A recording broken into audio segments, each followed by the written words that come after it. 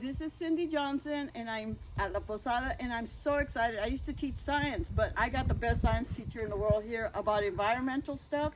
So Sister Teresa is going to introduce herself and tell us all the steps and all the supplies we need, the steps, and teach us about composting.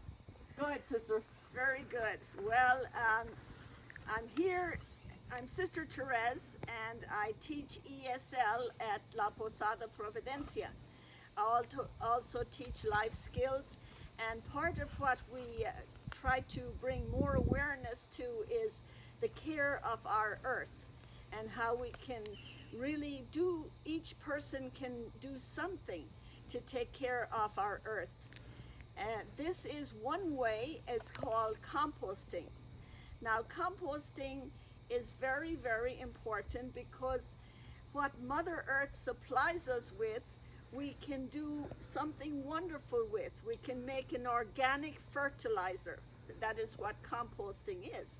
Now, the earth does its own composting, but we're just going to put ingredients together and make this wonderful organic soil, which we use as a fertilizer around our trees, in the garden, and also around our flower beds and plants. This is super rich stuff, and it will make the plants and the flowers grow much better, much healthier. Okay, so What are the things we need? today I'm going to explain to you what we need for composting. Okay? Yes. We need nitrogen source. Our nitrogen source is the grass that we cut, as well as the waste from the kitchen area that we add. It has to be from fruit or vegetable, and we can add coffee grounds and eggshells, but nothing that is meat, nothing that has oil or oily, and nothing that has dairy products. So this is our new compost bin here that was built by one of our clients here at La Posada. And so we have added here, we add grass. This gives us the nitrogen, the source of nitrogen. So I put in the grass here, spread it around the compost. Okay, that's the source of nitrogen. We also have to have a source of carbon. So the source of carbon are the leaves. So here we have lovely leaves that Mother Nature has gifted us with these lovely brown leaves.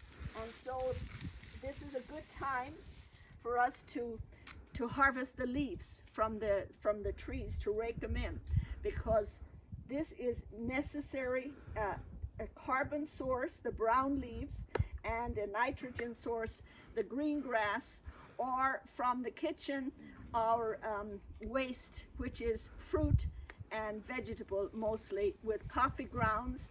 The microbes love the coffee grounds, and also the eggshells. So this is basically, we also have to do watering. It's very important that we add water. It has to have moisture, and it also needs air. And so we do aerating. This is an aerator. And so one of the things we do is we put the aerator in, we twist it down until it goes down to the bottom, and pull it up. And that puts the air, adds the air factor.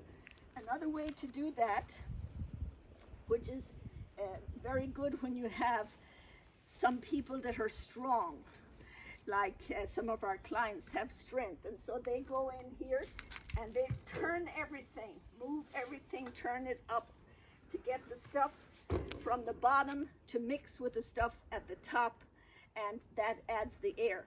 And so we want to heat up the pile, because the hotter the pile is, the more it'll break down, the faster it'll break down. And so that's part of the process of composting. That is amazing. I see a lot of other pieces here. What are the other pieces here, Sister? Okay, so we step over here, and we have other kinds of composters.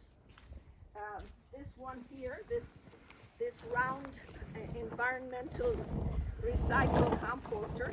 So this is another way to compost. Here you put all the ingredients, the ones I explained in here, and you know, turn it around to mix it to get the air in. And of course you also have to wet it. This is another one. This has 2 compartments here, and so you have one, and this is in process. It's in process. It doesn't have everything mixed yet, but you can see it's getting browner, and so that will continue. And we have to mix it, stir it to keep it going. And over here we have an example of trench composting. I've never seen this. I'm excited about this one. Now, trench composting has an advantage in that once you put in the items that you're going to put in, like the leaves, the grass, the waste, you just say goodbye. You just water it and you leave it, and then you know, wet it with you know, from either the hose or watering can, and you wet it, keep it moist, and it does its own thing. That's Mother Nature working for us. Wow. Creating a wonderful compost.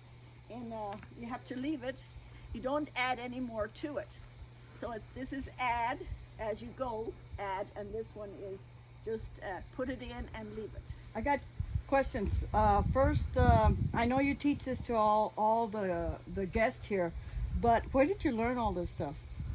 I learned it two ways. A book called Composting Made Simple, which I have read over and over again, and looking up in my tablet, I look up composting, and I get many lessons on composting. Okay. And do people that come and work, because I saw some gentlemen that are from another country that are working in the site, do they give you ideas and tips also? Yes, Their own ideas? yeah. If they're familiar with composting and with that process, yes, they do suggest other things. So it's it's a very worthwhile hobby to have, or you know, a work to do. And you know, it excites me every time that I find somebody interested in it. It's even more exciting. And it's science, it's everything. And it gives me energy to continue, you know, to continue the process over and over again. Well, I'm so happy that you're our teacher here at La Posada, because we all learned so much from you, and blessings. We'll learn something else later on.